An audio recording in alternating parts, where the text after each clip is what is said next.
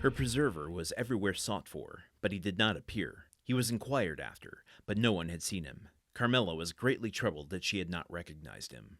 As the Count was immensely rich, accepting the danger Carmela had run, the marvelous manner in which she had escaped made that appear to him rather a favor of Providence than real misfortune. The loss occasioned by the conflagration was to him but a trifle. The next day, at the usual hour, the two young peasants were on the borders of the forest.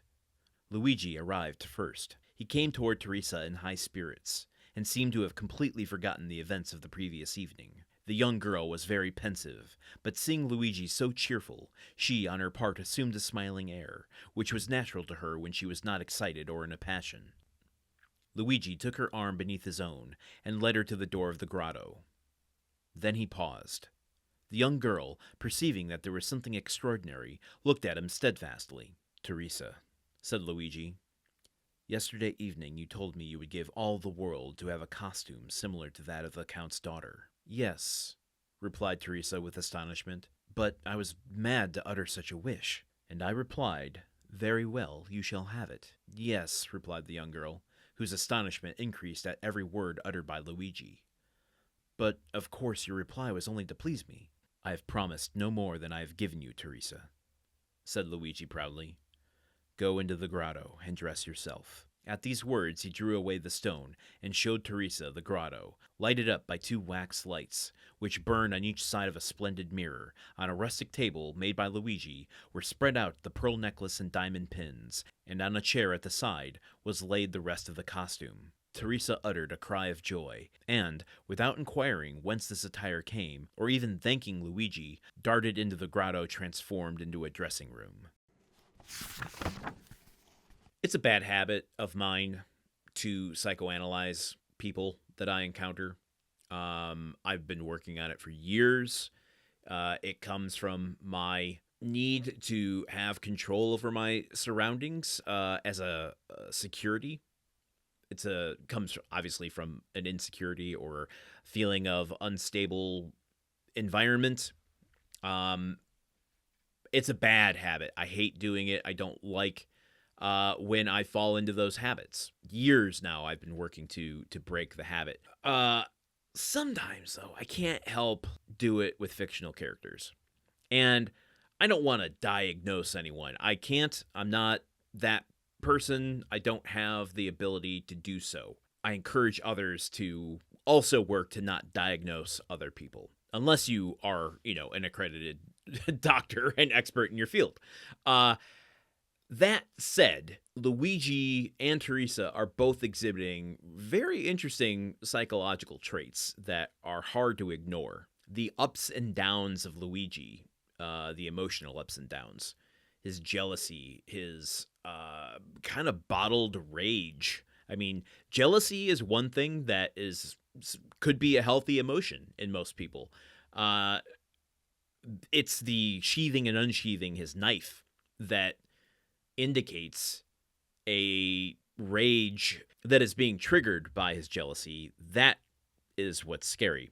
But then after acting on an impulse to satiate his jealousy, to correct it, he now is on the opposite end of that spectrum.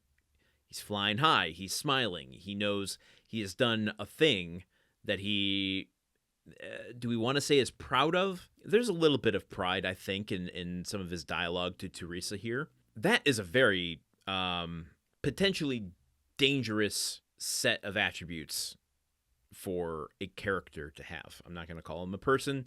We're not diagnosing a real person here. This leads me to believe that he set the fire so that he could at once be a hero to Carmela. Maybe that hasn't come to fruition yet. But definitely to steal the dress. But it also goes to show how limited his understanding of things are. Thinking that, it's just the dress. If she has the dress, then all will be right in the world again. When it's not that exactly. He's always given Teresa what she wants, and there's always something more that she's going to ask for or expect. And it's the life he can't give her. He will always be in this pendulum between jealousy insecurity, and I would imagine the more and more he needs to satisfy the bigger needs of Teresa, or desires of Teresa, he's going to have to do bigger, badder, more violent things to accomplish that. This is, I think, what we call a downward spiral. Teresa, on the other hand, also shows this kind of self-centeredness. That line really struck me. Teresa uttered a cry of joy, and without inquiring whence this attire came, or even thanking Luigi, darted into the grotto, ... So she doesn't care where the dress comes from. She doesn't thank Luigi. She doesn't recognize what went in to getting her this dress, the exact gown of Carmela. She just is overcome with joy that it is hers now. This is a combustible situation between these two.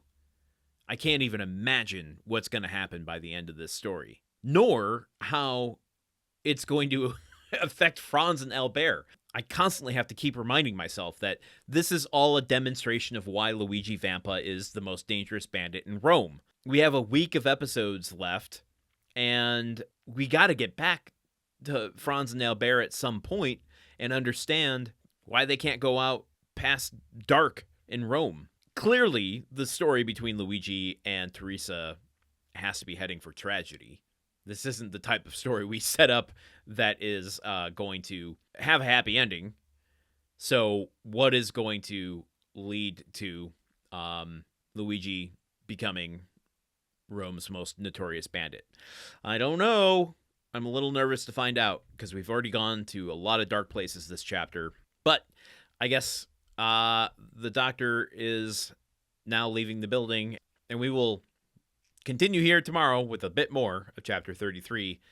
Until then, okay, goodbye. The Countdown of Monte Cristo is part of the Gruntwork Podcast Network.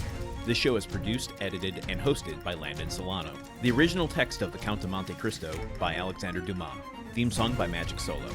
If you want to support the show and others like it, visit patreon.com/gruntworkpod. Thank you for listening. See you tomorrow.